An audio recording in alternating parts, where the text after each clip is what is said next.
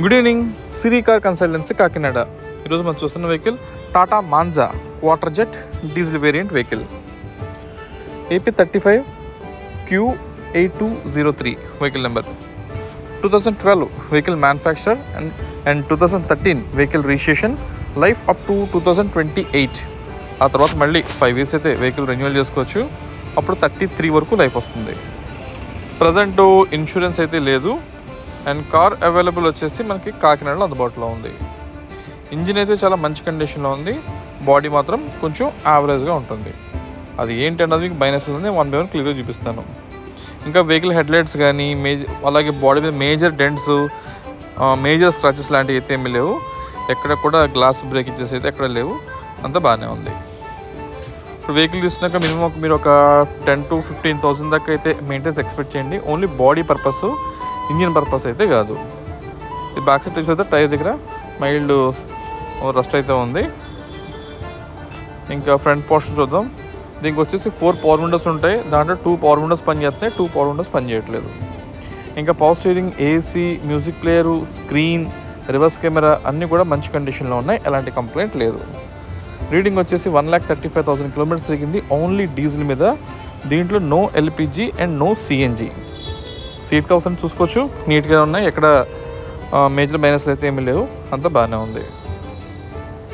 Suspension వచ్చేసి కొంచెం యావరేజ్గా ఉంటుంది. అంటే ఒక 50% సస్పెన్షన్ అనుకోవచ్చు, 50% సస్పెన్షన్ అనుకోవచ్చు. వెనకాల సీట్ కవర్స్ కూడా బాగానే ఉన్నాయి. డ్యామేజ్ అయితే లేవు.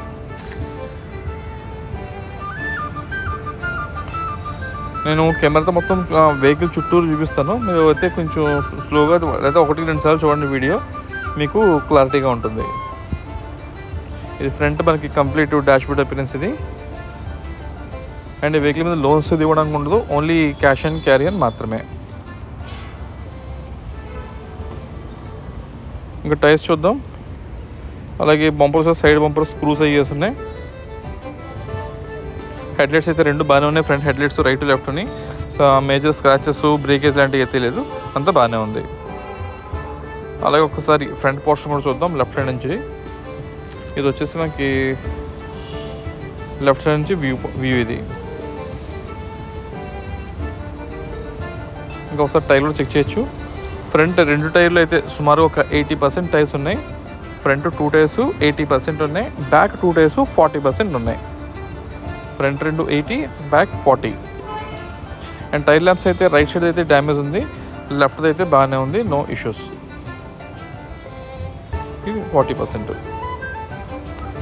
ఫ్రంట్ చెప్పున్నాం కదండి, 2 కూడా నియర్లీ ఒక 80% టైర్స్ అయితే ఉన్నాయి.